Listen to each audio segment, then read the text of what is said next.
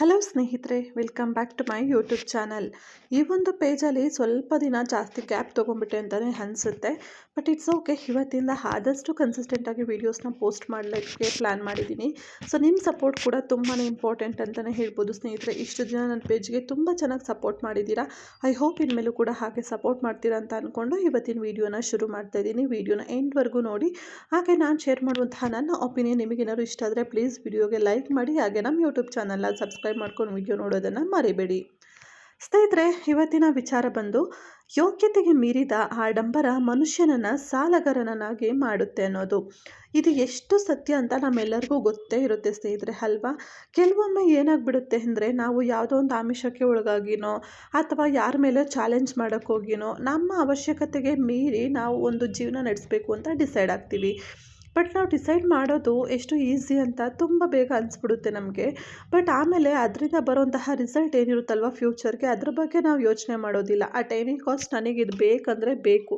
ಅವ್ರು ತೊಗೊಂಡಿದ್ದಾರೆ, ನಾನು ತೊಗೋಬೇಕು. ಅವ್ರ ಹತ್ರ ಇದೆ, ನನ್ನ ಹತ್ರನೂ ಇರಬೇಕು ಅಷ್ಟೇ.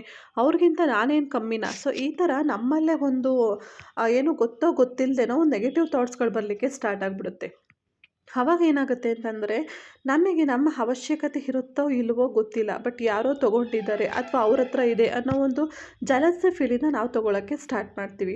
ತುಂಬ ಸಲ ನಮಗೂ ಕೂಡ ದುಡ್ಡಿನ ವಿಷಯ ಅಂತ ಬಂದಾಗ ಅನ್ನಿಸ್ಬೋದು, ಇಲ್ಲಪ್ಪ ನಾನು ಲಿಮಿಟಾಗಿ ಖರ್ಚು ಮಾಡಬೇಕು ಹಂಗೆ ಹಿಂಗೆ ಅಂತೇಳಿ. ಬಟ್ ಮನುಷ್ಯನ ಸಹಜ ಗುಣ ಅಲ್ವಾ? ನಮ್ಗೆ ಅವಶ್ಯಕತೆ ಇದ್ದರೂ ಇಲ್ಲ ಅಂತಂದ್ರೂ ಬೇರೆಯವ್ರ ಮುಂದೆಲ್ಲ ಶೋ ಆಫ್ ಮಾಡೋಕ್ಕೋಸ್ಕರ ಆದರೂ ಕೆಲವೊಂದು ವಸ್ತುಗಳನ್ನ ಮನೆಗೆ ತೊಗೊಂಡು ಬರ್ತೀವಿ. ಅಥವಾ ನಮಗೇನೋ ಅವಶ್ಯಕತೆನೇ ಇರೋಲ್ಲ, ಆ ಥರ ಬೇಡದೇ ಇರೋ ಖರ್ಚುಗಳನ್ನ ಮಾಡಲಿಕ್ಕೆ ಸ್ಟಾರ್ಟ್ ಮಾಡ್ತೀವಿ. ಯಾಕೆ ಅಂದರೆ ಬೇರೆಯವ್ರ ಮುಂದೆ ಶೋ ಆಫ್ ಮಾಡ್ಕೋಬೇಕು, ಬೇರೆಯವ್ರು ನಮ್ಮನೇನು ನಾವು ಕಡಿಮೆ ಇದ್ದೀವಿ ಅಂತ ನೋಡಬಾರ್ದು, ಈ ಥರ.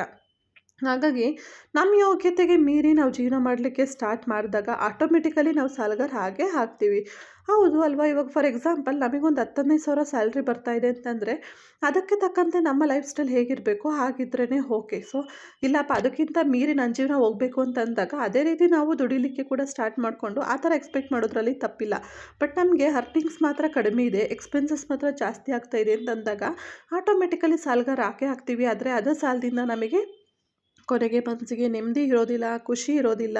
ಜೊತೆಯಲ್ಲಿ ನಾವು ತೊಗೊಂಡಿದ್ದಂತಹ ವಸ್ತುಗಳಿಂದ ನಮಗೆ ಇನ್ನೂ ಕೂಡ ಕಿರಿಕಿರಿ ಆಗಲಿಕ್ಕೆ ಶುರು ಆಗುತ್ತೆ ಹೊರತು ನಮ್ಮ ಮನಸ್ಸಿನ ನೆಮ್ಮದಿ ಹಾಳಾಗುತ್ತೆ. ಬೇರೆಯವ್ರ ಮುಂದೆ ಏನೋ ಶೋ ಆಫ್ ಮಾಡ್ಬೋದು ನಾವು, ಬಟ್ ರಿಯಲ್ ಆಗಿ ಸಫರ್ ಆಗೋದು ನಾವು ಅಥವಾ ನಮ್ಮ ಫ್ಯಾಮಿಲಿ ಆಗಿರ್ತಾರೆ ಅಷ್ಟೇ. ಹಾಗಾಗಿ ಏನೇ ಒಂದು ದುಡ್ಡನ್ನು ಖರ್ಚು ಮಾಡೋಕ್ಕೂ ಮುಂಚೆ ಒಂದೊಂದು ರೂಪಾಯಿನೂ ದಯವಿಟ್ಟು ಯೋಚನೆ ಮಾಡಿ. ಯಾಕಂದರೆ ನಿಮ್ಮ ಹತ್ರ ದುಡ್ಡಿಲ್ಲ ಅಂತಂದಾಗ ಯಾರು ಕೂಡ ಬಂದು ನಿಮ್ಮ ಸಹಾಯಕ್ಕೆ ನಿಲ್ಲೋದಿಲ್ಲ. ಅದು ನೆನಪಿರಲಿ, ನೀವು ನಿಮ್ಮ ಫ್ಯಾಮಿಲಿ ಅಷ್ಟೇ ಕೊನೆಗೆ ಸಫರ್ ಆಗೋದು.